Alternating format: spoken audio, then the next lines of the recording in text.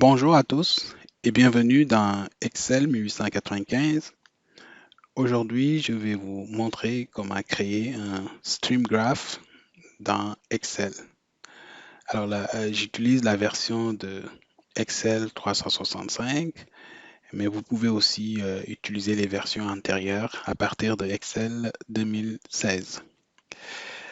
Alors, il s'agit ici d'un graphe qui est assez populaire ces derniers temps en contexte de pandémie de la maladie COVID-19. Donc, si vous êtes familier un peu avec les sites, les grands médias en ligne, tels que par exemple le site du Financial Times, euh, vous avez peut-être vu ce genre de graphique-là. OK, donc je vais vous montrer un peu. Donc, par exemple, si vous allez sur le site du Financial Times, vous allez voir ce genre de graphique-là qui montre un peu le nombre de décès moyens selon les différentes régions du monde. OK? Le même graphique également, vous pouvez le trouver sur le site du monde.fr. Donc, je mettrai les liens dans la description de la vidéo. OK? Ici, vous le voyez ici, donc qui montre aussi également les nombres moyens, on va dire quotidiens, là, de décès dans différentes régions ici. OK? Sur une moyenne mobile de 21 jours.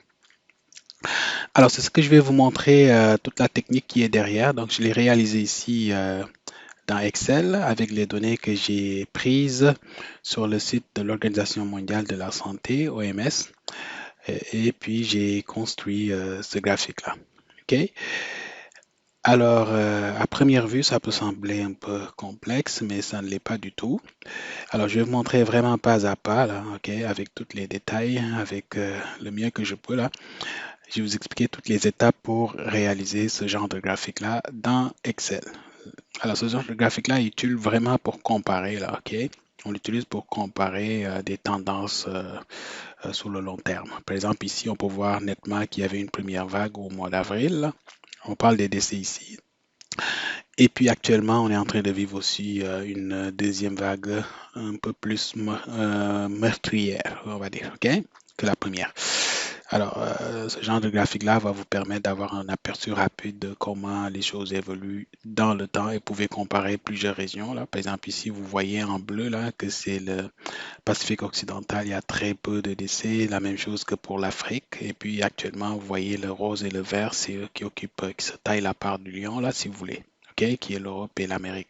Et ici, vous avez les pays du Proche et Moyen-Orient et également, vous avez ici les pays de l'Asie du Sud-Est. OK? Alors, le niveau du tutoriel, je l'ai classé à, entre, on va dire, débutant intermédiaire. C'est pas très compliqué. Alors, mais cependant, j'ai mis quelques prérequis hein, pour pouvoir réaliser ce tutoriel. Premier prérequis, c'est que vous devez vérifier que que Power Pivot là est disponible dans votre version d'Excel. Alors, il n'est pas disponible dans toutes les versions d'Excel. Alors, je vous ai mis ici un lien qui va vous permettre de vérifier si vous avez la bonne version. OK? Alors, ça, c'est les versions qui supportent Power Pivot. Et ici, en bas, là, vous avez les versions qui n'ont pas Power Pivot. OK? Donc, vous devez vous assurer que vous avez la bonne version de Excel. Également, on va utiliser un peu de langage DAX, qui est le Data Analysis Expression, qui est le langage qui est utilisé dans Power Pivot, dans Excel ou dans Power BI aussi. Alors, je vous ai mis ici un lien vers un site là, qui est une sorte de guide là, où vous pouvez, si ça vous intéresse, aller un peu plus loin dans DAX. Donc, vous avez toutes les fonctions et puis ça explique bien ça sert à quoi et comment les utiliser. Si je retourne à notre tutoriel, vous avez un bouquin ici, un livre qui s'appelle The Definitive Guide to DAX, qui est écrit par Marco Russo et Alberto Ferrari, qui est une référence hein, dans le monde de l'intelligence d'affaires. Si vous êtes dans ce monde-là ou tout simplement vous êtes passionné par la visualisation ou vous êtes curieux d'apprendre le langage DAX, c'est vraiment la référence. OK? Vous pouvez le commander sur Amazon, par exemple. Sinon, quelques connaissances de base en Power Pivot. Donc, si vous savez déjà faire des tableaux croisés dynamiques dans Excel, c'est déjà un bon départ pour faire ce genre de graphique-là et puis tout le travail qui est derrière. Quelques connaissances, on va dire débutant, voire intermédiaire en technique de création de graphiques. Ok, je vais vous montrer vraiment toutes les étapes là.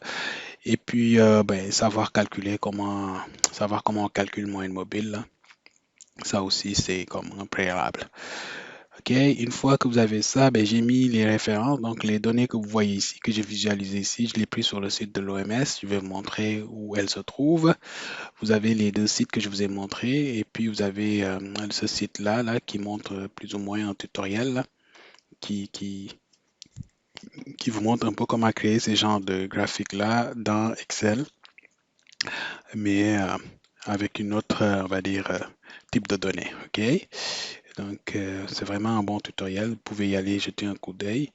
Et puis, il y a même possibilité de télécharger le fichier et puis regarder comment vous pouvez faire ça.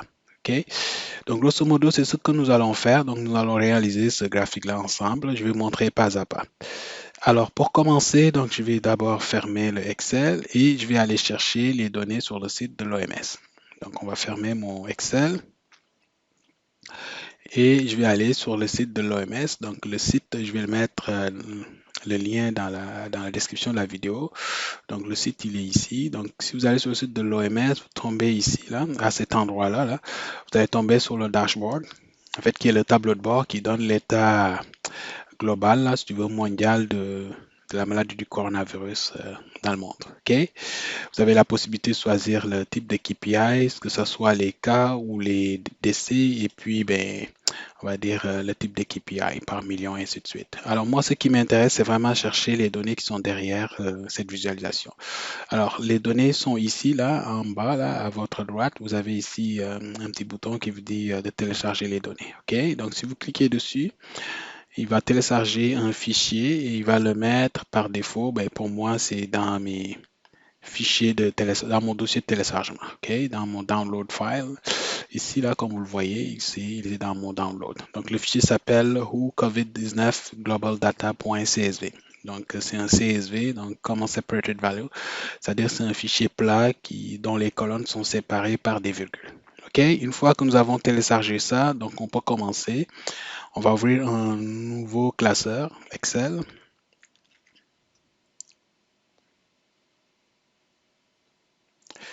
Alors, on va ouvrir un nouveau classeur vide. Alors, je vais sauvegarder tout de suite mon classeur ici. Bon, je vais l'appeler 00, on va dire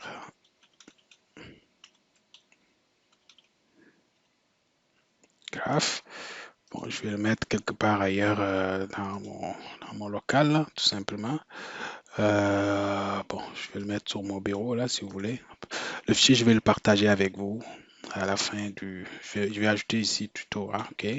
À la fin du tutoriel, je vais le mettre sur Google Drive où vous pouvez aller le chercher. Donc, je vais l'enregistrer. Alors, pour l'instant, le fichier est vide, il n'y a rien, c'est juste un classeur avec une feuille. Alors, comme je vous ai mentionné ça au début, vous avez besoin de Power Pivot, OK? Donc, si votre version supporte Power Pivot et que vous avez Power Pivot dans le ruban ici, là, vous le voyez, c'est bon, mais par défaut, il n'est pas là. Donc, si vous ne le voyez pas et que votre version on va dire, contient Power Pivot, là, dans ce cas, vous allez aller dans Fichier, dans Options, tout à fait en bas, et vous avez cette fenêtre, vous avez Complément. Et dans Complément, vous avez ici, moi je l'ai déjà installé, il est là. Ils sont déjà actifs, donc vous devriez les voir quelque part ici, complément d'application inactif. OK, il serait là, là. Vous pouvez le sélectionner, faire atteindre. Sinon, vous pouvez aussi faire gérer, dans ici gérer, et puis vous faites complément comme et atteindre. Là, vous allez voir donc ici Microsoft Power Pivot for Excel, et puis vous le cochez et puis vous faites OK.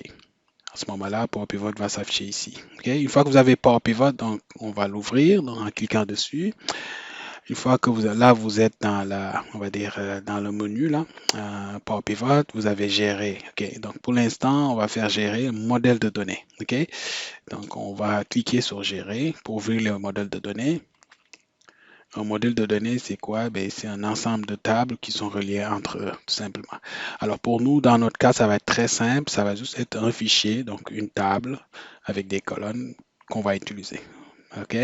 C'est vraiment dans le but de simplifier l'exercice. Alors, une fois que vous avez la fenêtre Power Pivot pour Excel ouvert, donc vous avez plusieurs ici sous-menus, hein. Alors, nous, ce qui nous intéresse, c'est d'aller chercher le fichier CSV. Alors, pour chercher un fichier CSV, vous avez besoin de cliquer ici, obtenir des données externes. Vous avez à partir d'autres sources. OK? Donc, ici, si vous avez des bases de données, là, par exemple des SQL Server, des Access ou des Analysis Services ou des Power Pivot. Alors, on n'a pas tout ça, on a juste un fichier CSV, donc on va utiliser à partir d'autres sources. On clique dessus, on va jusqu'en bas, vous avez fichier texte ici, fichier texte, hein, même si c'est un CSV, texte et CSV, c'est la même chose, c'est tous des fichiers plats. Donc, faites suivant. Si vous faites suivant, donc vous donnez un nom convivial, moi je l'appelle COVID_19, ça c'est le nom convivial de la connexion. Le chemin du fichier, donc on va aller chercher le fichier qu'on vient de télécharger. Donc pour moi, c'est dans mon dossier download et le nom du fichier il est là. Donc je clique dessus et je fais ouvrir ou open. Excusez-moi, mon système est en anglais, OK? Alors, donc prochaine étape, séparateur des colonnes. Donc pour moi, comme vous le voyez déjà, les colonnes sont là. Donc c'est des virgules, c'est correct. Je vais utiliser la première ligne comme en tête de colonne, comme vous le voyez ici. Par défaut, ça ne se fait pas. Donc, vous voyez ça, date reported, et ainsi de suite. Ça, c'est des noms des colonnes. Donc, je vais cocher, utiliser la première ligne comme en tête de colonne. Alors, tout ça, c'est beau. Mais ici, si vous remarquez bien, là, si vous regardez, vous allez voir qu'il y a un caractère ou des caractères spéciaux, là. Ça, c'est juste dû à l'encodage ou au codage du fichier. OK? Alors, pour régler ça, donc, on va venir ici sur Avancer. On clique et puis codage, on va choisir UTF-8, OK? UTF-8-8. Paramètres régionaux, ben, on va laisser, moi je le laisse à English United States. Je fais OK. Vous allez voir que maintenant, ben, c'est correct. Là, ben, le UTF, ça vous permet, si vous avez des caractères spéciaux comme des CCD ou des accents, ben, des fois, ça peut sortir des caractères bizarres. Mais si vous le mettez sur UTF-8, ben, ça va se régler. Il va le coder correctement le caractère. OK? Alors, une fois que tout est beau, ici, là, on va juste faire terminer pour charger le fichier. Donc là, il me dit que c'est réussi. Donc, c'est le fichier. Et puis ça, c'est le nom du fichier. Donc, il me dit qu'il y a 89 823 lignes transférées. Alors, pourquoi je ne l'ai pas amené directement dans une feuille d'Excel? Ben, ça, c'est pour des raisons de performance. Parce qu'à partir d'un certain nombre de lignes, Excel, pour effectuer des calculs, vous pouvez avoir des lenteurs énormes. Donc, je le mets ici dans le moteur Power Pivot qui est beaucoup plus puissant que l'Excel nu. OK? Donc, je vais fermer. Alors, si vous faites fermer, donc vous allez voir donc le fichier, les données qui sont dans le fichier. OK? Vous allez voir les colonnes. Donc, ça, ben, ils sont en anglais, OK? Mais c'est facile à comprendre. Le date reported, c'est la date à laquelle ben, les données ont été, on va dire, rapportées à l'OMS. Donc, ça, c'est la date du jour. Ça, c'est le code du country, du pays, là, avec les deux lettres, hein. Si vous êtes en France, ça va être FR. Si vous êtes au Sénégal, ça va être SN. Et puis vous avez le country name. Bon, c'est juste country, mais c'est le nom du pays, hein, ou le nom du pays là. En anglais, ça c'est la région. Donc c'est le World Health Organization Region. Ça c'est les, il y en a cinq hein, en gros, ok, que l'OMS a défini là, cinq grandes régions dans le monde. Vous avez ici la colonne qui est New Cases, qui est en fait le nombre de cas quotidiens. OK? De cas de contamination quotidien. Et ça, c'est le nombre de cas cumulatifs. Donc, ça, c'est le nombre de décès, New Death quotidien. Et ça, c'est le nombre de décès cumulatifs. Donc, c'est tout ce que vous allez avoir avec ce fichier-là. Alors, une fois que vous avez ce fichier, donc, ben, ça, on est dans la vue donnée. Donc, si vous voulez le voir dans la vue diagramme, là, si par exemple, vous deviez joindre ça avec d'autres tables, ben, ça serait ici. Donc, cette vue-là est utile pour voir combien de tables vous avez et puis voir les relations entre les tables. Dans notre exemple, c'est vraiment très simple. Là, on a une seule table, un seul fichier où on veut visualiser les données. Alors, donc, on a fini ici. Ce qu'on a à faire, c'est qu'on va retourner dans notre classeur Excel. Et pour cela, vous avez le petit icône, une petite icône ici, là, basculer vers le classeur. Si vous cliquez dessus, vous revenez dans votre classeur Excel. On est à la feuille 1 ici et on est dans l'onglet Power Pivot. Alors, dans l'exemple que je vous ai montré là, donc si on retourne ici dans la visualisation du Financial Times, vous allez voir qu'ici, c'est les décès moyens, donc sur une moyenne de 7 jours, ok, qui montrent avec différents territoires. Donc, je ne vais pas prendre ces territoires-là, je vais juste prendre les territoires, les régions de l'OMS, ok, les 5 régions. Alors, je retourne dans mon Excel. Donc, ce que je vais faire, mais pour calculer la moyenne mobile, ok, la moyenne mobile sur 7 jours pour le nombre de décès, donc je vais calculer une mesure. Donc, une mesure, en fait, c'est une formule là, hein, donc c'est une formule qui va me permettre de calculer ça de façon dynamique, ok?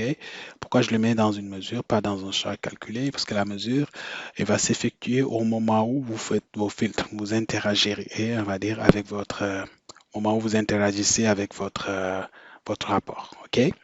Donc c'est beaucoup plus puissant, il est gardé en mémoire. Donc pour créer une mesure, donc vous cliquez, si vous êtes dans Power Pivot, vous avez ici le grand FX. Vous avez mesure, nouvelle mesure. On va créer la nouvelle mesure. La mesure, je vais lui donner un nom, excusez-moi. Donc, le nom, pour moi, ça va être, bon, ça c'est selon vous là, mais moi, je mets le nom, je mets un M pour dire comme c'est mesure et je mets un numéro. C'est la première mesure que je viens de faire. Et puis, je vais dire, bon, c'est une moyenne mobile sur 7 jours qui concerne les décès. OK, comme ça. Bon, une description, vous pouvez mettre un peu des phrases là pour décrire ça sert à quoi. Alors, pour gagner du temps, j'ai déjà écrit la formule hein, dans l'exemple que je vous ai montré. Donc, la formule, elle est là, ok? Donc, ici, là, je vais le copier et puis je vais vous expliquer un peu ça fait quoi, ok? Donc, comme dans Excel, dans l'effet Excel, les formules là ou la mesure commence toujours par un égal, ok? Donc, je fais égal et je vais juste copier Voilà, donc je vais l'agrandir pour que vous puissiez voir, c'est ça, je vais vous l'expliquer là, ne vous inquiétez pas. Alors, donc la première que vous voyez ici, là, c'est un divide, tout ce qui est en vert, ça veut dire c'est les fonctions dans DAX. Donc, c'est un peu ce que je vous ai montré tantôt là dans les références, ok? Donc, ça permet de diviser là. Quand on divise, on a besoin d'un numérateur, donc c'est tout ce qui est là avant la première virgule. C'est petit, vous ne le voyez pas là, mais c'est le numérateur divisé par un. Bon, ça, je peux faire ça comme ça. Ça va être plus facile peut-être. Je vais l'organiser comme ça. Et ça, c'est le dénominateur. Alors, pour calculer une moyenne mobile, là, donc vous faites vraiment, si on vous dit une moyenne mobile sur 7 jours, si vous le faites, la première moyenne mobile que vous allez calculer, par défaut, ça va se passer à la 7e période. OK? Donc, en ce moment-là, vous allez faire la somme de tout ce qui précède le 7, donc les 6 premiers, et vous le divisez par 7, tout simplement. Alors, vu que notre donnée, notre fichier, donc il va y avoir une colonne qui s'appelle date, là. Donc, c'est la date du jour. Donc, ce que je vais faire, c'est que on le fait par date, là, OK? Donc, on regarde aussi les décès, OK? Donc, il y a un champ, si vous regardez les données, il y a un champ qui s'appelle New Death, qui est le champ qui contient les décès quotidiens. Bon, ce que vous voyez ici, là, ça, c'est juste avec les single quotes. C'est le nom du fichier tout simplement. Là, la fonction sum, le calculate, là, comme vous voyez ici, le calculate, qu'est-ce qu'il sert à faire là? C'est en fait c'est une puissante fonction qui me permet de calculer selon le contexte, ok? Donc, le contexte de filtre, ok? Bon, je ne vais pas trop rentrer dans ces détails là, mais ça me permet pas simplement de faire la somme sur la colonne, mais aussi de le faire en fonction on va dire, du contexte dans lequel je l'ai mis ici. Le contexte, il est là. Je lui dis de regarder. Ça aussi, c'est une autre fonction dans DAX qui veut dire dates in period. Donc, il va regarder une période, tout simplement, un début, une fin. Donc, je regarde la colonne date qui contient les dates dans mon fichier, ok? Et puis, je lui dis last date, ben, il regarde une date quelconque, là, il retrait, on va dire, bon, j'ai mis -7. Par exemple, aujourd'hui, on est le 15, ben, il va enlever 7 jours, là. On va tomber au 7 janvier, par exemple. En ce moment-là, l'intervalle ici, là, c'est day. Si j'avais mis month, donc mois, ça serait 7 mois. Si c'est year, 7 year. By the way, là, au passage, dans DAX, même si votre Excel est en français, dans DAX, Data Analysis Expression, il n'y a pas de, il y a pas de, les fonctions ici, là, que vous voyez sont toutes en anglais, là. Il n'y a pas comme sum, whatever. C'est sum, là, vraiment en anglais, calculate. Vous n'avez pas ça en version française, ok? Par contre, la syntaxe peut être en français. Par exemple, moi, mon système actuellement est en anglais, c'est pour ça que j'ai des virgules, mais pour vous, peut-être ça serait des points-virgules. OK? Vous le voyez, c'est très similaire à Excel. Là. Dès que vous faites la fonction, ben, il y a comme ce qu'on appelle l'intelligence qui vous indique date, qu'est-ce qu'il faut mettre dans la fonction. OK? Donc, une fois qu'on a calculé la somme des 7 jours, on va le diviser par 7 tout simplement pour obtenir la moyenne. OK? Et on va continuer avec ça, et c'est pour ça qu'on l'appelle moyenne mobile. Ce n'est pas une moyenne qui est calculée sur toute la période, mais sur une période déterminée dans l'ensemble des données. OK? Une fois que la formule est bon, on va vérifier qu'il n'y a pas d'erreur dans la formule. En cliquant sur vérifier la formule, il ne dit aucune erreur dans la formule. OK? Alors ici au niveau option de formatage, donc la valeur qui va nous retourner ici, là, il va calculer une valeur, il va retourner par exemple 3,5, parce que c'est une moyenne. Donc il dit général, donc moi je mis c'est un nombre que je veux qu'il me retourne. Ben, s'il me retourne, je ne veux pas qu'il mette des décimales, là.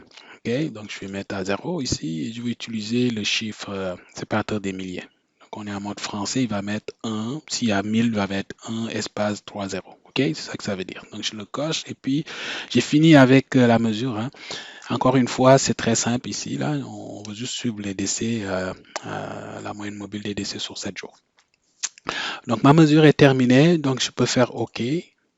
Donc voilà. Donc une fois que la mesure est terminée, vous ne le voyez nulle part, hein. Encore une fois, je vous ai dit, il le garde en mémoire. Mais vous pouvez toujours le rééditer si vous voulez le changer. Donc en ce moment-là, vous revenez dans Gérer les mesures. Vous allez voir ici la mesure, le nom que je lui ai donné. Et puis si vous cliquez dessus, vous faites Edit, vous revenez dans la mesure. Et puis vous pouvez, par exemple là, c'est 7 jours. Si vous vouliez le mettre à 21 jours, vous changez -7 à -21, et ainsi de suite. OK? Voilà. Grosso modo, c'est comme ça qu'on crée une mesure dans Power Pivot. Donc, une fois qu'on a créé la mesure, donc, ce qu'on va faire, c'est qu'on va retourner dans notre modèle de données. OK? Et on va faire un tableau croisé dynamique. OK?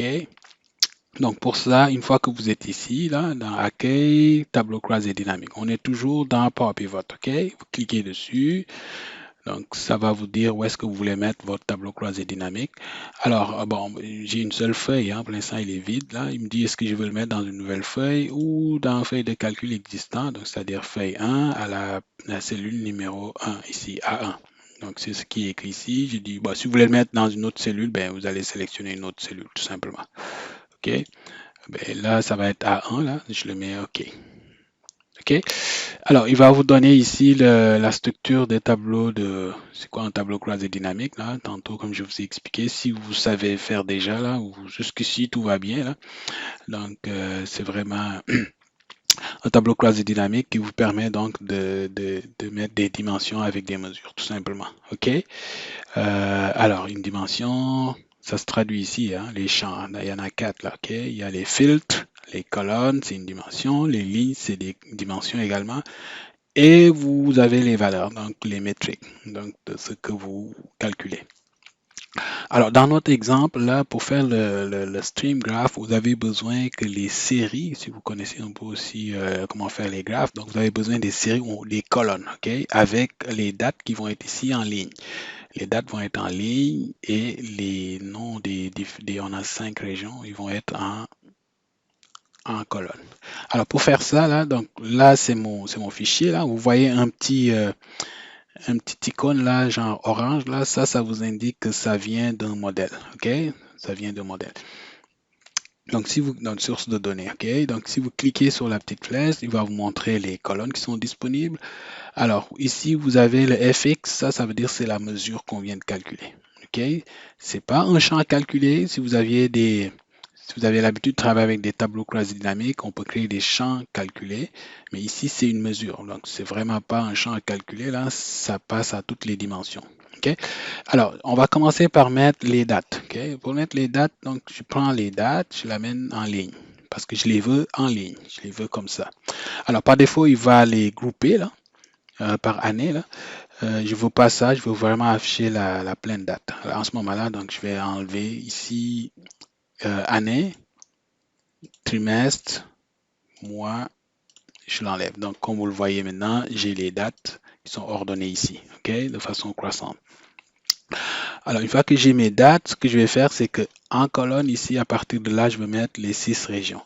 Alors, pour faire ça, donc je vais prendre ici, dans notre exemple, le champ qui contient le nom des régions, c'est ce champ-là, OK? Who region. Donc, je le prends, je l'amène en colonne. Vous voyez maintenant que j'ai Afrique, Amérique, Moyen-Orient, ensuite Europe, vous avez les autres, ben, vous avez aussi les Asie Sud-Est et vous avez le Pacifique occidental.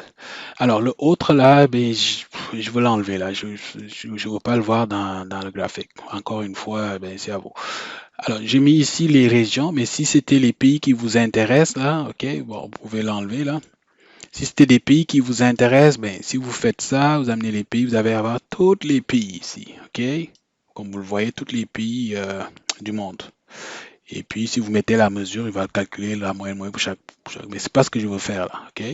Je veux juste faire les régions. Donc, je vais décocher ça et puis je vais cocher les colonnes. Oups, je les mets ici. Voilà. Alors, juste pour vous montrer. Alors, une fois que j'ai ça, donc il me reste juste à mettre les mesures. Donc, les mesures vont toujours dans valeur, dans les champs valeurs. Donc, je le glisse là. Voilà, donc il se calcule. Donc, d'où la puissance de faire ça dans des mesures à la place des, on va dire, des champs calculés. Alors, je l'ai fait j'ai pris la région, mais si j'avais pris la région, si j'ai pris un pays aussi, il va le calculer en fonction de ce pays-là. OK? Parce que dans une région, par exemple, toute l'Afrique, il y a 52 États, là. Donc, il va l'agréger tout de suite. Là, et il va me donner le bon résultat. OK? Euh, voilà pourquoi j'ai créé cette mesure-là.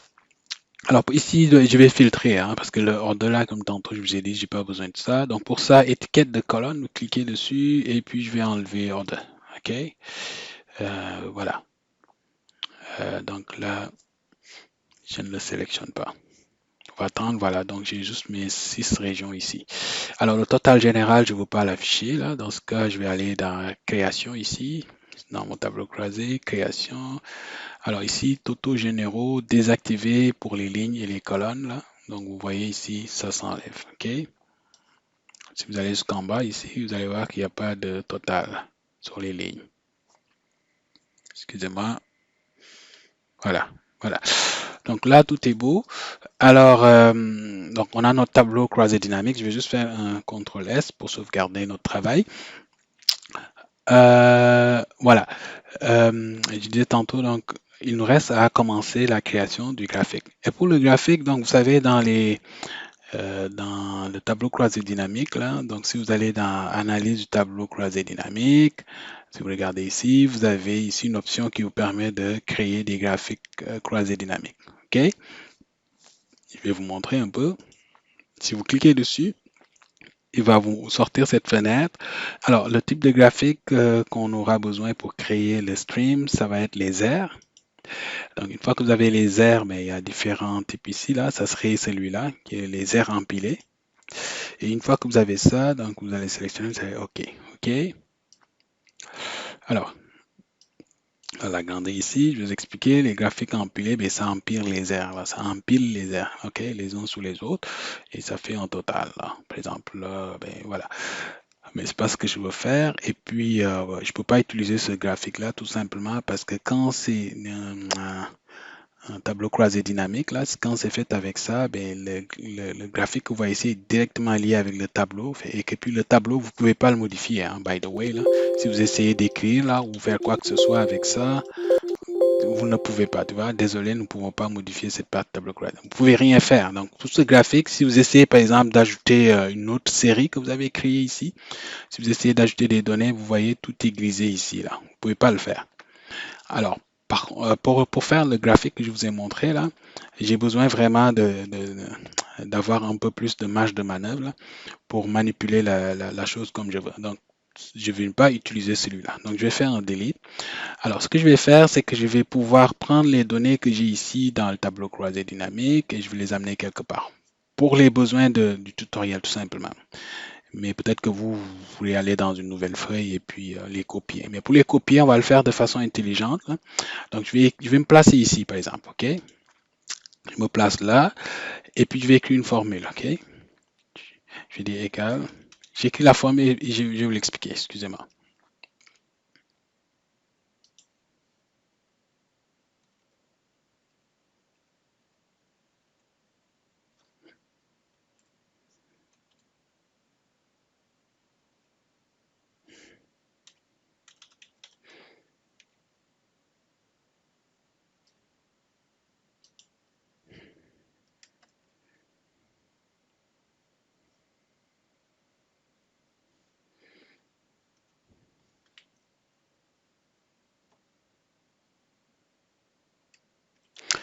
Alors, la formule que je viens d'écrire, c'est la fonction décaler, donc qui me sert à décaler à partir d'une référence, ok, comme le nom l'indique là. Donc ici, ma référence c'est la cellule A2, donc je me place à la cellule A2 et je lui dis de me déplacer, on va dire d'aller jusqu'à je vais aller jusqu'à la dernière ici, là, la dernière ligne où il y a des valeurs là, tout simplement, ok, qui est ici à la ligne 180, on est le 15 à 381. Alors pour le faire dynamiquement là. Alors, j'utilise la fonction nbval là, ici. La fonction nbval va vous servir à compter. Là, il vous retourne le nombre de lignes non vides pour une colonne donnée. OK? Et puis, j'enlève 1 parce que là, ce qui va arriver, c'est qu'il va me dire 381 comme on l'a vu tantôt. Par contre, cette colonne-là, j'en ai pas besoin, la première colonne là. Je vais juste prendre la valeur qui est là à A2 jusqu'à 381 de façon dynamique. Donc, si demain on passe au 16, au 16 janvier, ben, je vais avoir aussi dans mes données le 16 janvier. Donc, ça va se faire de façon automatique. Alors, une fois que j'ai ça, ben, je peux juste, si vous avez Excel 365, ben, si vous faites entrer, ben, il va copier la formule jusqu'à là où ça s'arrête. OK? Comme vous pouvez le voir ici, il est vraiment allé jusqu'au 15, tout simplement. Donc, c'est la même cellule que j'ai copiée ici, OK? En écrivant une seule fonction. Alors, je vais copier ça comme ça, là, en colonne, OK? Donc, j'ai 1, 2, 3, 4, 5, 6. Donc, je vais aller 6 fois. 1, 2, 3, 4, 5, 6. Voilà, donc j'ai mes 6 régions ici, sont comme copiées. Alors, vous pouvez le voir, donc on va convaincre qu'ils sont toutes là, OK? Donc, si vous regardez bien, c'est la même formule là. Ici, D, il est passé à B, ensuite C, ainsi de suite. OK? Donc, une fois que j'ai des données ici, donc encore une fois, ben, je les ai mis côte à côte là, mais rien ne vous empêche de l'amener dans une table ou de nommer la cellule lui-même là. Le range là, vous pouvez le mettre dans des formules, mais je ne veux pas entrer trop dans les complications ici. Alors, cette cellule-là, on va dire cette colonne-là, c'est des dates. Donc, je vais sélectionner la colonne. Je vais aller ici dans format rapide là.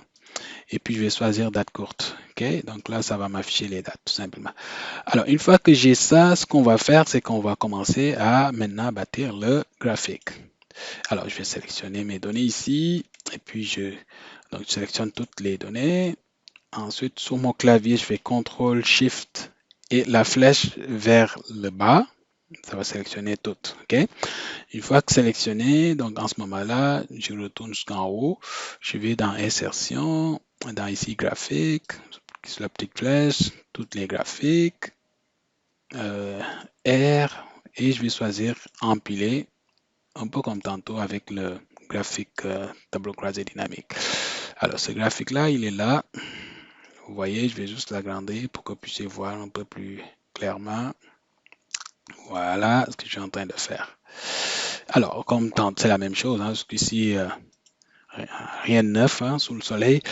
Fait que on peut déjà commencer à formater les choses, OK? Première des choses, c'est que je vais amener la légende ici, je vais l'amener en haut. Donc, pour faire ça, je clique sur la légende, je fais clic droit, format de la légende.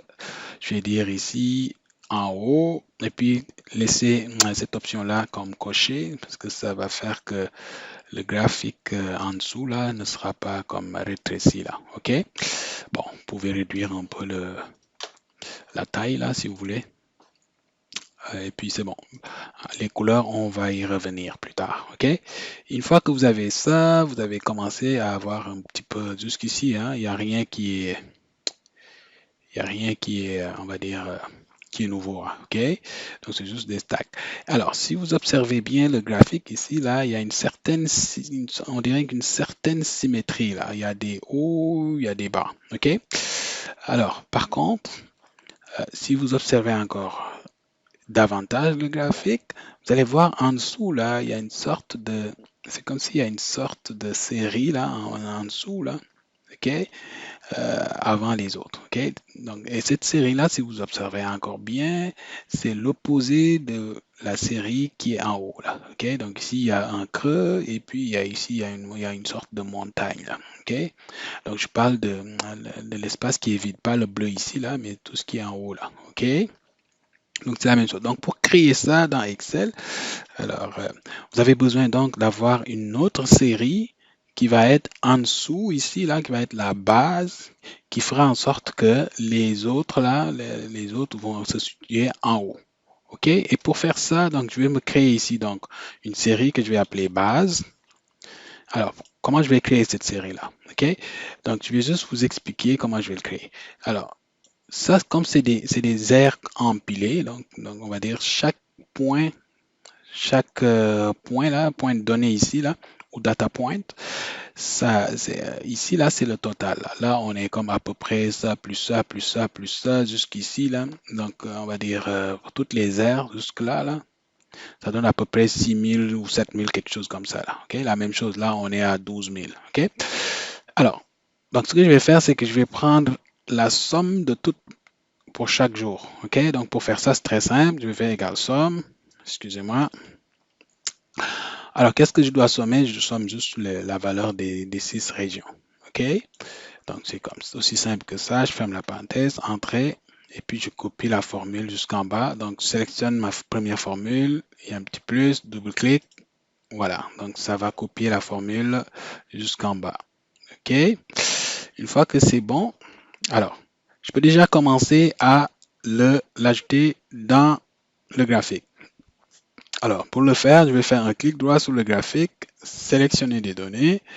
Donc, vous voyez, tantôt tout était grisé quand c'était fait avec le graphique tableau croise dynamique. Là, j'ai la possibilité d'ajouter des données comme je veux. Donc là, vous avez ajouté. Donc, ça va être quoi le nom de la série? Ben, je lui donne base. Et puis, c'est quoi la valeur de la série? Ben, ça va être ça. Donc, là, vous cliquez sur la première valeur ici et CTRL, SHIFT, flèche vers le bas. Ça sélectionne toute la rangée, OK? Toutes les valeurs de cette colonne. Donc, ça, c'est bon. OK. Donc, je retourne en haut. Alors, vous allez voir, il y a une nouvelle série qui est comme faite là. Mais ils sont comme placés dans l'ordre, OK? Donc, cette série-là, vous voyez ici, donc c'est la colonne que je viens de faire. Alors, cette série-là doit être en bas, OK? Donc, ça va être la première cellule, donc dans l'ordre. Alors, comment je vais faire ça? Donc, je vais encore cliquer sur le graphique, sélectionner les données. Si vous regardez, alors ici, ils sont dans l'ordre, OK? Si vous voyez le graphique, là, il est tout à fait en haut. Donc ici, l'ordre est inverse. Donc ça, c'est le premier graphique qui est le bleu qui est ici, là, c'est l'Afrique. Et le dernier graphique, donc, bon, la preuve, si vous décochez, bon, là, ça ne s'actualise pas tout de suite, là, vous pouvez le voir, mais c'est le bleu. OK, je vais le faire remonter, donc que ça soit la base. Donc pour ça, donc vous le sélectionnez.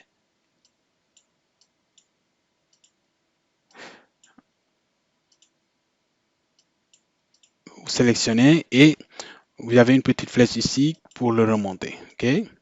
Donc, si vous observez bien ici, là, vous allez voir que ça descend.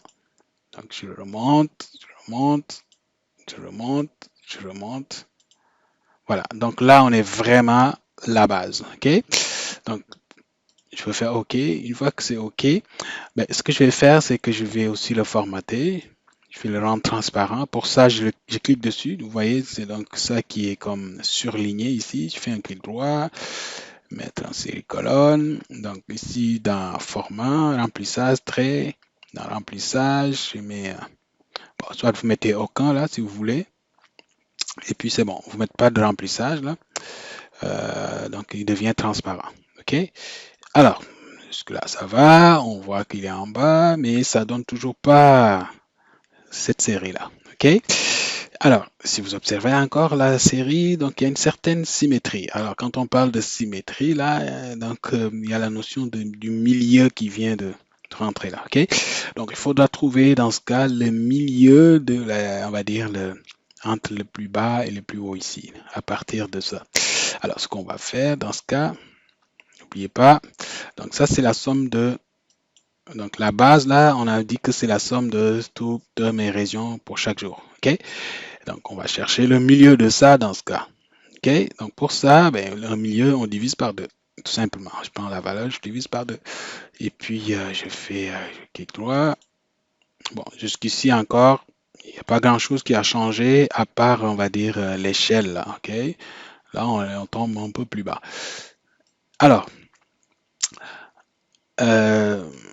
encore pour donner l'effet symétrie, donc c'est deux choses qui sont opposées par rapport à un milieu, ok, tout simplement, ok. C'est comme un miroir, ok, effet miroir.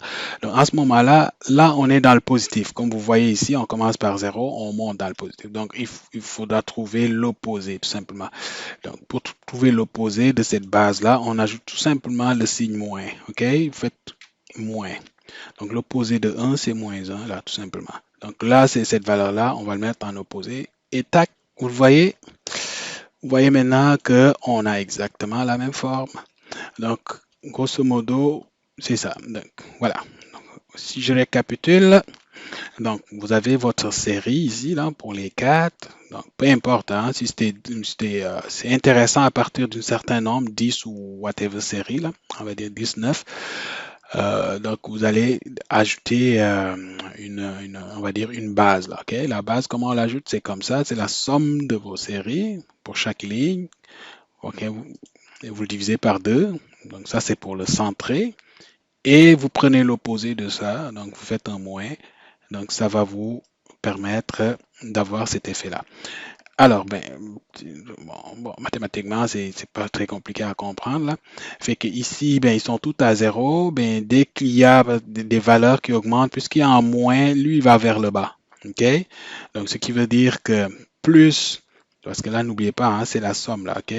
Plus il y a des valeurs, plus ça augmente, plus lui va aller vers le bas. Comme ici, vous le voyez là, donc ça fait cet effet-là. Lui, il augmente, donc ça c'est la somme là augmente, ben, notre base va diminuer, tout simplement. OK? Et puis ça donne donc cet effet de, comme on peut le voir, visualisation vraiment très intéressante là, qui permet de voir, de comparer aussi sur de longues périodes.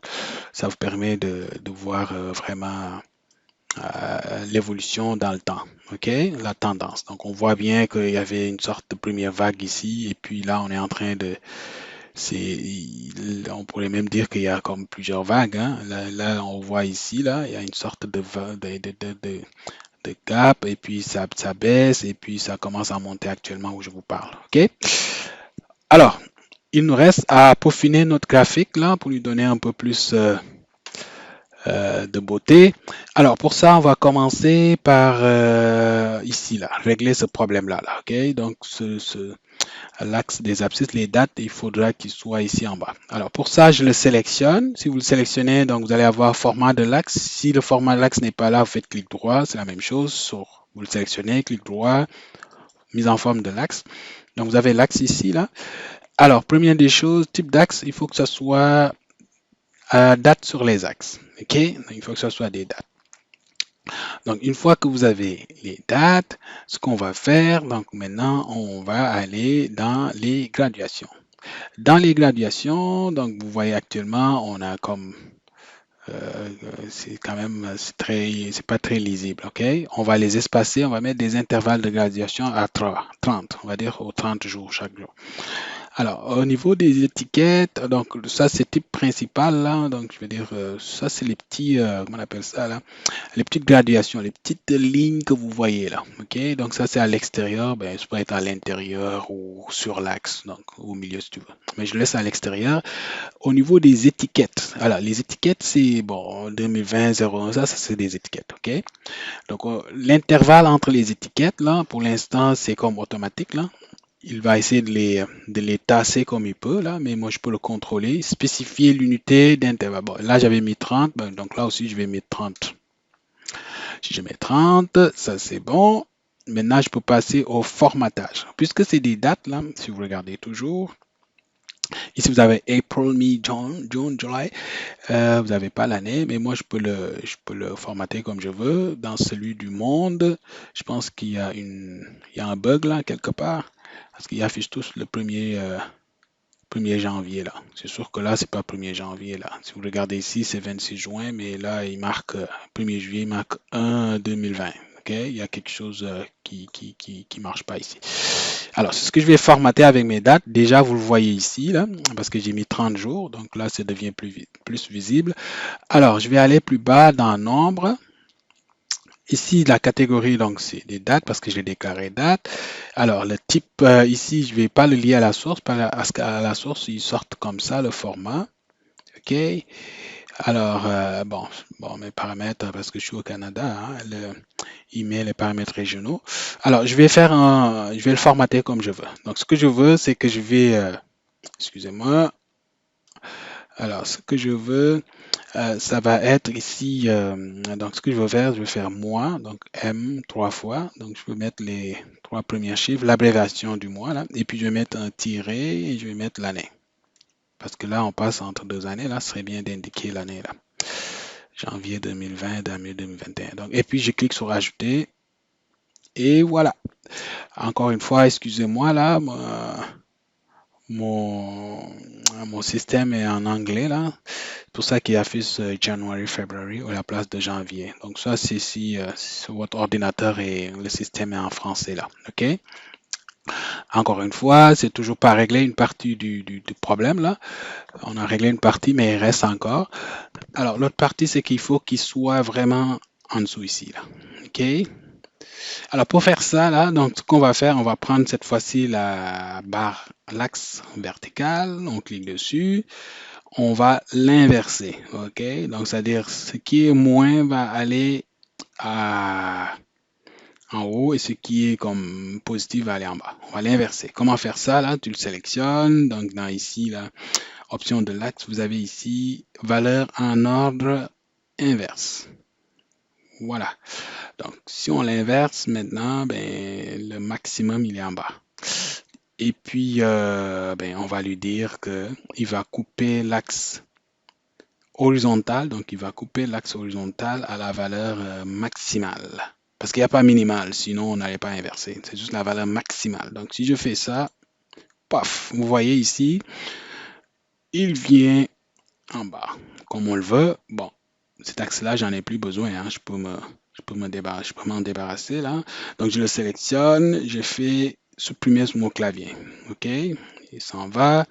La grille, j'en ai pas besoin. Je sélectionne une ligne, je l'enlève. Voilà. Donc, grosso modo, vous voyez qu'on a comme, on a vraiment comme ben ici, c'est 21 jours. C'est pour ça que c'est un peu plus lisse. Même s'il y a du billet là pour une moyenne mobile. Là, c'est du 7 jours là, sauf qu'on n'a pas les mêmes moyennes là, mais vous voyez ici, c'est la même tendance. OK? Même si je prends tout le monde là, c'est la même tendance. C'est ça qui est essentiel là et c'est ça qui sort ici. Alors, les couleurs, ben écoutez, vous pouvez choisir les couleurs que vous aimez là. OK? Alors, il nous reste encore du travail avec notre graphique. On va, si vous regardez notre référence ici, il y a une flèche qui est faite ici. Et on a aussi du texte qui dit ici ben, la date où il y avait le pic, le premier pic, le deuxième pic, et puis donne des chiffres, des informations un peu. Okay? C'est ce qu'on, il y a aussi un titre. Okay? C'est ce qu'on va faire ici, là, assez rapidement. Alors, pour faire ça, donc pour les titres, voilà, je vais fermer ça un instant. Alors, pour les titres, je vais faire quelque chose comme ça. OK? Je vais appeler ça ici début, ici fin. OK? Début période, fin période. Alors, ça, je vais appeler ça pic, euh, premier pic, hein, pic numéro 1, ensuite pic numéro 2. Alors, ce que je vais faire, c'est que je vais chercher, OK, ça, je vais l'amener en bas, excusez-moi, une petite cellule en bas. Alors, je dis que, ben, on commence en janvier, 1er janvier 2020, par exemple. Alors, si je regarde le graphique ici, là, bon, je vais dire peut-être là, il y a une pique, mais je ne sais pas ça correspond à quelle date exactement.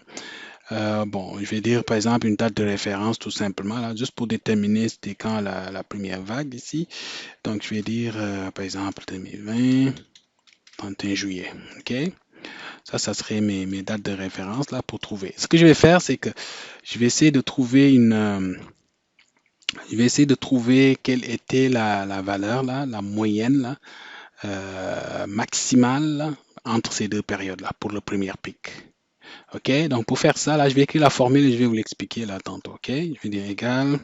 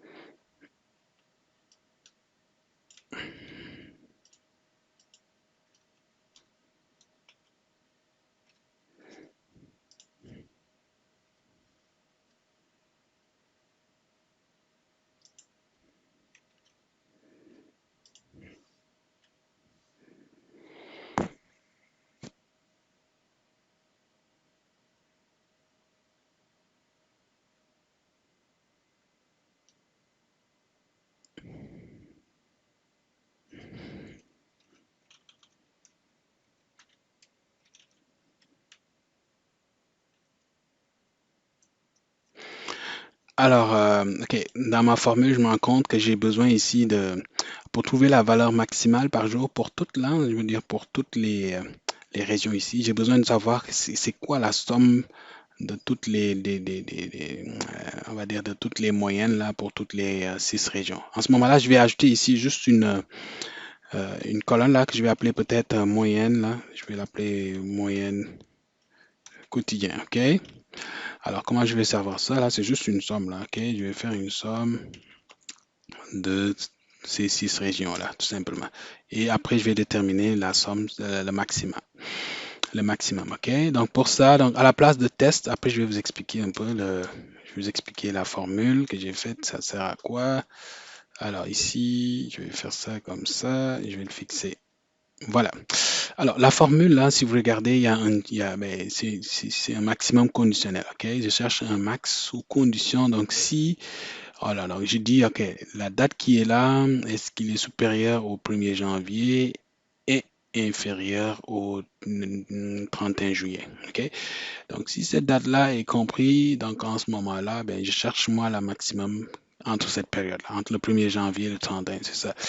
Alors, ce que vous avez ici, ben, son résultat va être, si c'est vrai, ben, il va être vrai. Et donc, un vrai multiplié par un vrai, si vous connaissez un peu les calculs booléens, là. Si ça c'est vrai, donc ça va être vrai fois vrai, c'est vrai. Donc, la fonction-ci fonctionne. Si c'est vrai, la logique, ben, je lui dis ben, de me retourner le max, il va chercher le maximum dans cet intervalle-là. Ben, sinon, il affiche rien, tout simplement. C'est ce que je lui demande comme formule ici, là. Donc, vrai, si ça c'est vrai, donc c'est-à-dire la date est comprise entre le 1er janvier et le 31 au juillet 2000, il va me retourner la valeur. Sinon, il ne retourne rien, tout simplement. Alors, c'est ça. Donc, vrai fois vrai, ça donne vrai. Là, s'il y a une valeur qui est fausse, ben c'est faux. OK? Alors, donc, je vais faire entrer et tac, il me dit que la valeur ici, là, qui est la valeur maximale, là, veut dire la somme quotidienne des décès pour toutes les régions, on va dire entre le 1er et le 31 juillet, c'est 7300. OK, 7300. Alors, je vais copier la même formule. Alors ici, si vous regardez bien, alors ici, il faut que je change, c'est la même chose, il faut que je change quelque chose, ok? Donc, ben, je cherche le maximum seulement si c'est supérieur, strictement supérieur au 31, au 31 juillet, ok? Donc, je vais chercher quelle est la valeur maximale quotidienne depuis le 1er juillet, depuis le 1er août, on va dire. Ben, là, il me dit c'est 13 342, ok? Donc, jusqu'ici, tout va bien. Donc, ça, je vais peut-être le mettre en gris, là. C'est juste des références, hein. Je vais mettre en gris. Et puis, des dates. Ça, c'est des pics, OK? Je vais mettre peut-être une petite... insérer une colonne. Voilà. Alors, une fois que j'ai les pics, alors, j'ai besoin de centrer cette valeur-là, OK? De symétrie. OK? Je vais faire une chose. Je vais faire le déplacer, peut-être. Je vais mettre ici quelque chose que je...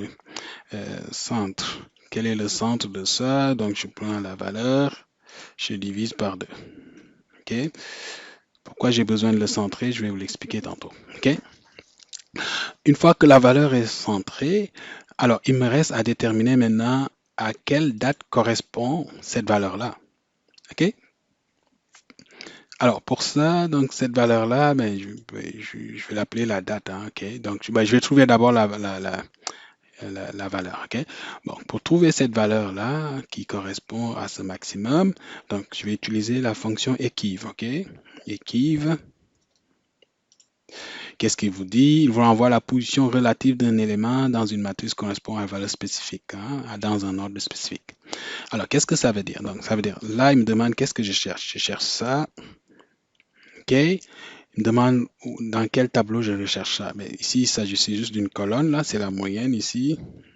Mais je vais le fixer pour pas que ça bouge. Et puis, ben, je fais un,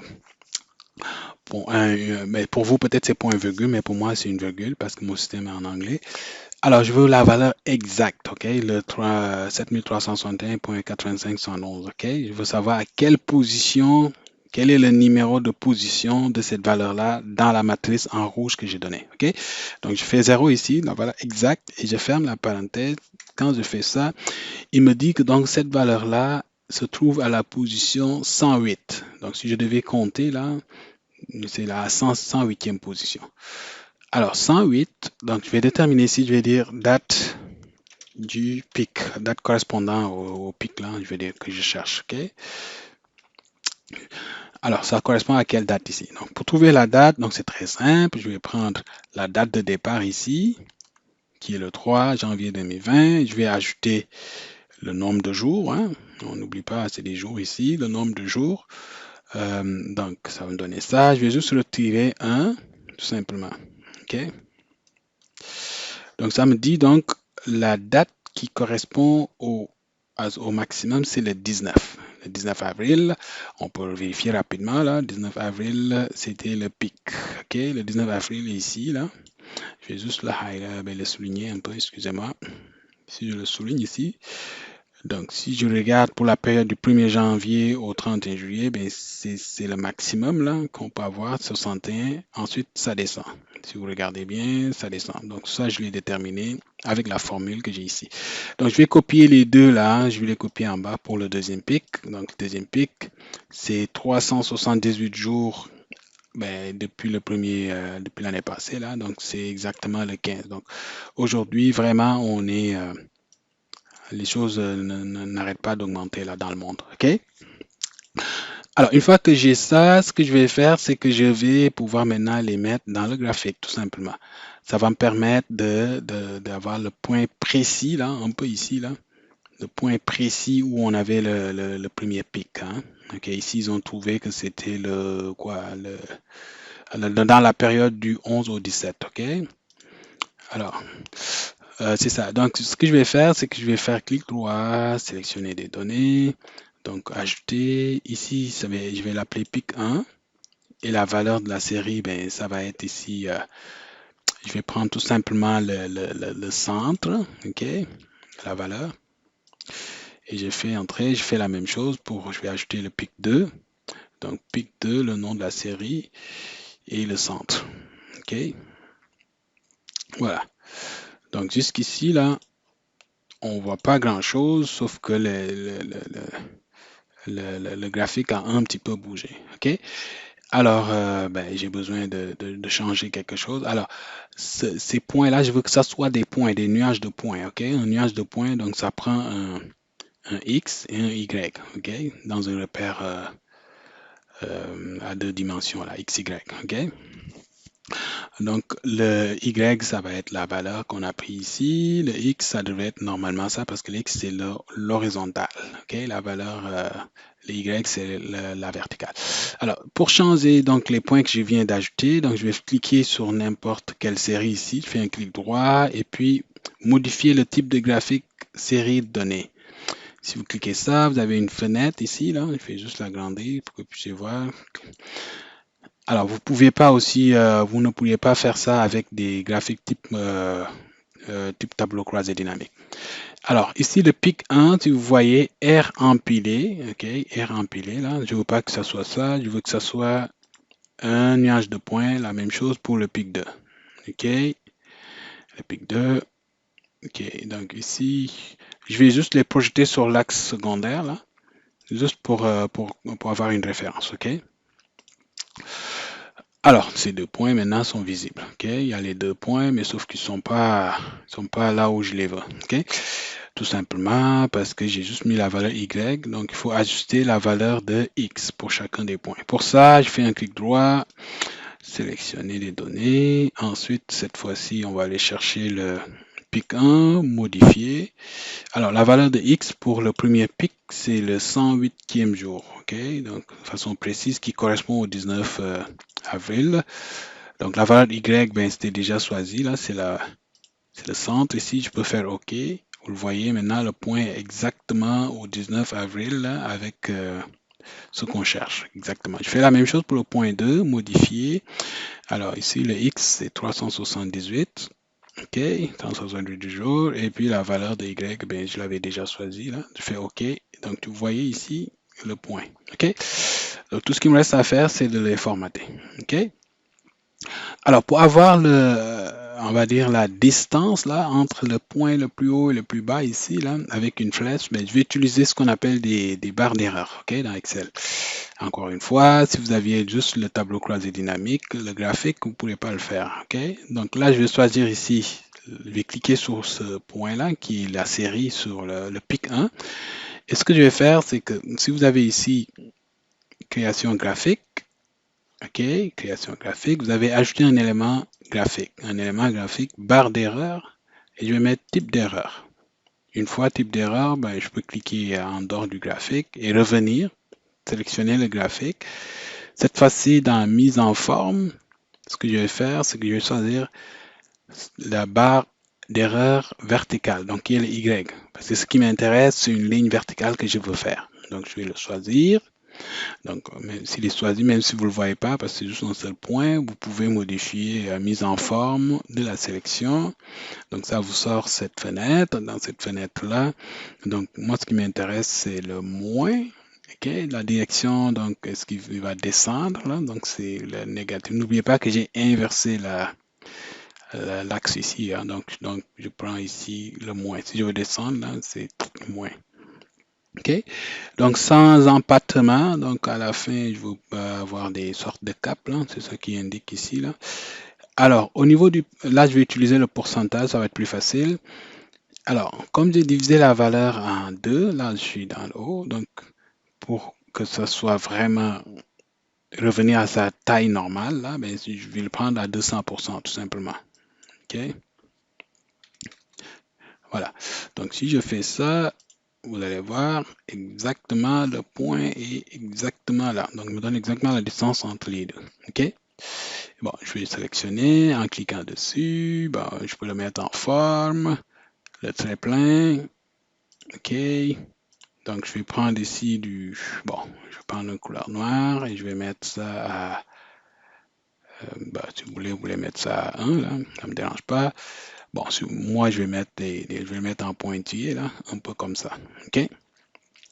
Alors, pour mettre les flèches, donc flèche initiale, je prends celui-là, flèche finale, type de flèche finale. Voilà.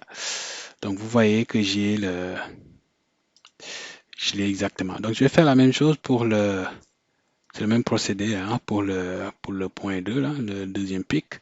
Donc je le sélectionne. Ce que je vais faire, c'est ici, création graphique, ajouter un élément, barre d'erreur, erreur type. Et je vais cliquer ici, le sélectionner là. Ensuite, dans mise en forme, je vais sélectionner cette fois-ci pic de barre d'erreur Y. OK? Une fois que j'ai la barre d'erreur, donc ici, je dis le moins sans empêchement. Et puis la même chose, hein, 200%.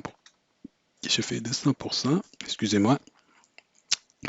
Donc là, je suis bon. Donc vous voyez, il a fait tout ça, il fait la même chose, je le sélectionne. Cette fois-ci, je vais y mettre très plein. La couleur va être noire. J'ai mis A1 et puis je vais mettre des tirets comme ça. OK? Alors, flèche de début, j'ai une flèche comme ça, flèche de fin comme ça. Voilà. Donc, si vous voulez, hein, vous pouvez augmenter aussi la taille, là, un peu comme ça. Là. D'ailleurs, ça devient un peu plus visible. Je vais mettre 1.25. OK? Alors, ben, je vais aussi ajouter une étiquette là où je vais avoir le genre de message un peu comme ça là. OK? Donc, pour faire ça, c'est pas compliqué. Alors, hein, je retourne ici un peu. Je vais le monter. Je vais fermer ça un instant. OK? Alors, voilà. Donc, je vais écrire ici au bof. Je vais écrire ça texte. Alors, ce que je vais écrire, je vais dire égal. Je vais l'écrire, hein, je vais concaténer du texte. Donc, j'ouvre les guillemets. Je vais dire bon, je peux faire ça comme ça. Hein. Ça veut dire pic 1 et concaténer, je mets de l'espace. Et puis, bon, je vais mettre de l'espace quand même. Besoin de l'espace ici. Et je vais le concaténer avec la date. Je vais mettre pic 1. Bon, je vais mettre deux points, espace. Et je vais dire la date ici, là, je ne vais pas l'afficher comme ça. Je vais l'afficher comme 19 mars. Donc ici, je vais utiliser pour faire le format, là. Ça va être la fonction texte. TEXTE. Donc la valeur que je veux formater, c'est ça. Et puis je fais virgule ou point virgule selon votre système. Et puis je vais dire que ben, ça va être mon système est en anglais. Hein. Pour vous, peut-être ça serait J là. Moi, je mets juste D une fois. Donc je ne veux pas mettre de 0 là. Par exemple, si c'est le 2, ça va juste écrire 2. Je ne veux pas écrire 0,2 là. OK? Donc 2. Ensuite, je vais faire espace. Je vais abréger le mois. Et puis, je vais mettre un petit tiret. Je vais mettre Y pour dire l'année. OK, je ferme les guillemets. Je ferme ça. Donc, ça, c'est bon. Donc, si j'ai fait un trait, vous allez voir. Donc, pic 19 avril 2020. Ben, encore une fois, mon système est en anglais. C'est pour ça. Donc, je vais continuer la phrase. Là. OK, je vais faire ça. Je vais faire un peu d'espace. Ensuite, je vais dire nombre. OK, NB. Nombre moyen de décès. OK, un peu comme ça. Et puis, je vais concaténer quel est le nombre moyen. Donc, c'est ici, hein, c'est la valeur. C'est pas le centre, là, mais c'est exactement ça. Le centre, c'est juste pour mes erreurs, là, mes barres d'erreur.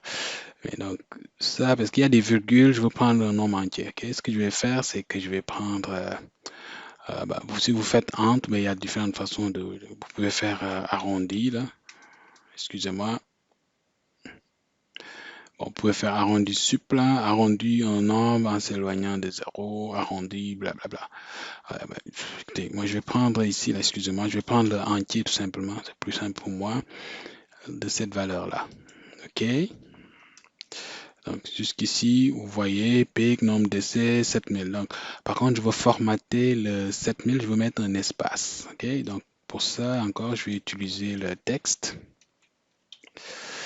OK, le texte, et puis je vais dire que cette fois-ci, je vais mettre dièse, espace, dièse, dièse, dièse. OK? Vous pouvez utiliser des zéros là. Sauf que si vous mettez des zéros, ben, s'il y a un 10, par exemple, il va mettre, s'il y a 2, il va mettre 0,2 là. Ben, juste 2, OK? Je vais fermer le formatage et puis je ferme ici là. Voilà. Donc là, vous le voyez maintenant que ça va écrire 7 espace 361. Bon, je vais copier ça, hein, je ne vais pas l'écrire deux fois là. Donc vous voyez ici, tout est beau, tout est dynamique. Alors, je vais le mettre ici, là, dans l'étiquette. Donc pour ça, la première étiquette, donc je choisis le point là et je fais un clic droit, étiquette, étiquette de données. L'étiquette est là. Donc si vous le sélectionnez, vous faites clic droit, on va le formater, mettre en forme. Donc les valeurs ici, je veux que ça vienne d'une cellule. C'est quelle cellule? Ben, c'est cette cellule-là. OK. J'enlève ça. Afficher les lignes d'étiquette. Bon, ça, je vais le laisser là. Je vais peut-être le déplacer de ce côté-là. Et puis, je vais juste faire ça comme ça, là. Et puis, je vais tirer ici, là. OK. OK, je vais encore tasser un peu, là. Voilà. Donc là, c'est plus visible comme ça. Bon, vous pouvez le formater encore une fois, là. C'est des questions de goût et de couleur, là. Donc ici, ben, si je reviens juste au formatage rapide, là, je peux le remplir comme ça. Et puis, bon, peut-être augmenter... bon, je vais mettre en général, je mets 85 là. Au niveau de la bordure, ben, mettez-en comme ça là. OK. Bon, alors je vais formater aussi la ligne d'étiquette. La ligne d'étiquette. Bon, ici vous pouvez changer la police, hein. Vous pouvez aussi changer la couleur, tout simplement. Donc là, vous pouvez prendre du noir là. OK, donc ça c'est bon. Alors, on va faire maintenant, il nous reste ça à faire, le trait plein, je vais peut-être prendre du noir, et puis, bon, là, c'est correct, là. Et puis, le début de la flèche, là, je vais dire que c'est, voilà. Voilà. Donc, ici, vous avez le point. Donc, ce point-là, je veux plus qu'il apparaisse, je vais juste le sélectionner, et puis dans les couleurs là, c'est ligne d'étiquette qu'il a choisi, là. Fait que pour choisir le point, excusez-moi, donc on va aller on sélectionne le graphique, on va faire comme ça, mise en forme, et là je vais choisir le pic. Donc là il l'a choisi. Donc au niveau des marques, je ne veux pas de marque. Option de marque, des marques, je mets aucun. Ok, non, ça c'est le pic 2, excusez-moi, j'aurais dû prendre le pic 1, mais c'est pas grave là. De toute façon, pic 2, pic 1, là, c'est la même chose. Donc là, je prends pic 1, voilà. Donc vous voyez ici, la sélectionné, je mets aucun, et puis aucun remplissage, that's it. Ok, donc ça c'est bon, on est là. Ok, donc il nous reste seulement celui-là à faire aussi. Donc je clique dessus, je vais ajouter des étiquettes. Ok, donc on clique droit, étiquette, ajouter des étiquettes. L'étiquette est là, je vais juste peut-être le mettre ici. Une fois que l'étiquette est là, voilà, une fois l'étiquette est là, je vais ok, bon, je vais prendre la partie d'une valeur, donc ça va être le pic 2. Tout est beau. Donc je vais juste faire un petit peu de ménage ici, là. Ok, et puis je vais peut-être l'agrandir un peu, le déplacer peut-être un petit peu comme ça. Ok, ici, on a dit quoi? NDC, il semble qu'il y a quelque chose qui ne marche pas ici. Ok, je vais enlever ça. Ok, excusez-moi. Ouais, c'est ça. Voilà, donc ça c'est le nom de DC que je viens d'écrire. Donc tout est beau. La même chose, je vais formater maintenant le cadre uni. J'avais dit que c'est ça. J'avais dit que c'est ça. Et je vais mettre 85%. Puis le trait, je vais mettre du blanc comme ça là. Et puis la ligne, la même chose. Je vais le mettre en noir avec ouais, 75 je pense. Et initial, là, je vais mettre ça comme ça. Je vais juste m'assurer que c'est la même. Ok, donc c'est 75. Donc voilà. Alors qu'est-ce qu'il me reste à faire? Donc j'ai les points, tout est beau. Donc alors, je vais enlever celui-là, je le sélectionne, supprimer. Voilà.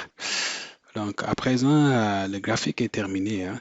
Alors il me reste à mettre un titre pour le graphique. Je vais appeler titre graphique. Oh, excusez-moi.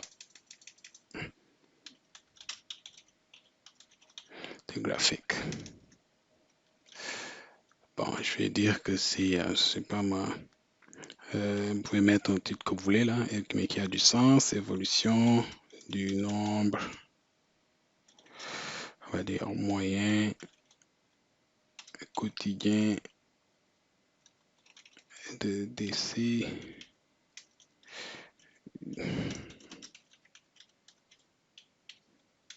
9 et je vais mettre moyenne mobile sur 7 jours. Voilà. Oups. Voilà. Moyen quotidien de décès du haut. Ok. Donc, ce que je vais faire, c'est que je vais sélectionner le titre et je vais faire égal ici, là. Et je vais aller chercher ça.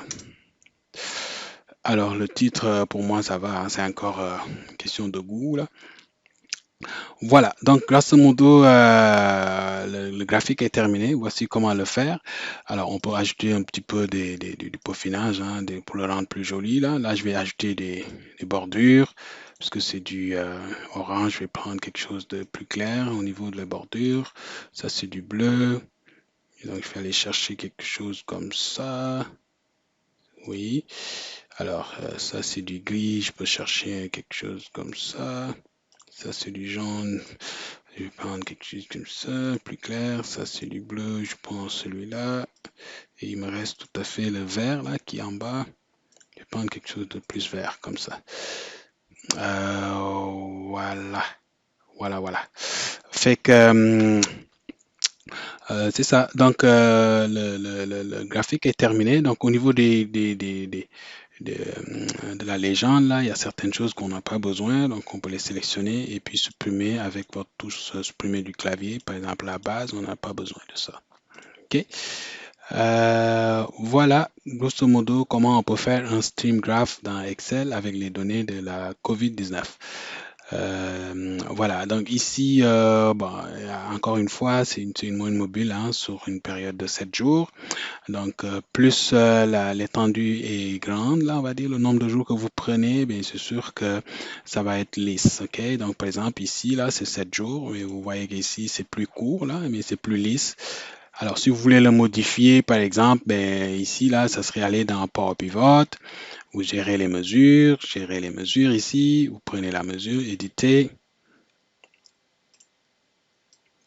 OK, ici c'était moins 7, vous le faites à moins 21, la moyenne mobile sur 21 jours, et vous faites OK. Il va tout de suite s'actualiser sans aucun problème. OK, donc si vous regardez votre graphique, il est un peu plus lisse. OK, alors voilà, grosso modo, je vais le retourner à 7 jours. Voilà, je vais le retourner à 7 jours. Donc,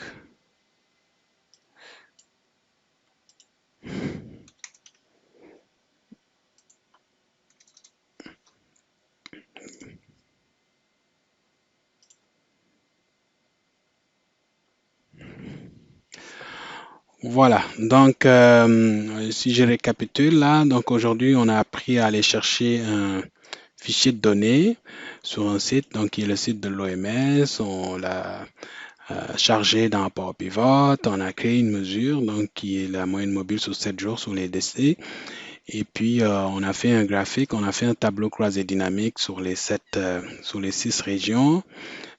Et puis, on a fait un graphique qui correspond à ça. Là. Le graphique, par exemple, vous pouvez l'amener dans une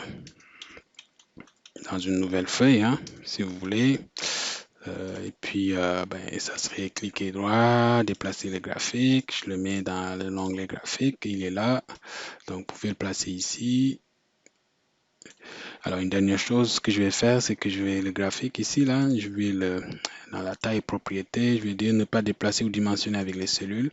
Alors, ceci va vous permettre de ne pas le faire bouger, là. Par exemple, si quelqu'un élargit une cellule ou le rétrécit ou whatever, ou ajoute des cellules, là, le graphique va rester pareil, là.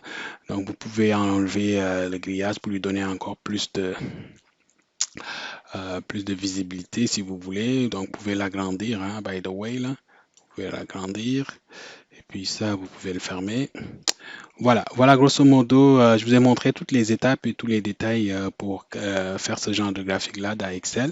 J'espère que ça vous sera utile hein, et si vous aimez vraiment le tutoriel, donc n'oubliez pas de vous abonner à ma chaîne et d'activer, on va dire, la cloche de notification pour ne pas rater nos publications. Et puis, vous pouvez également partager le fichier, la vidéo.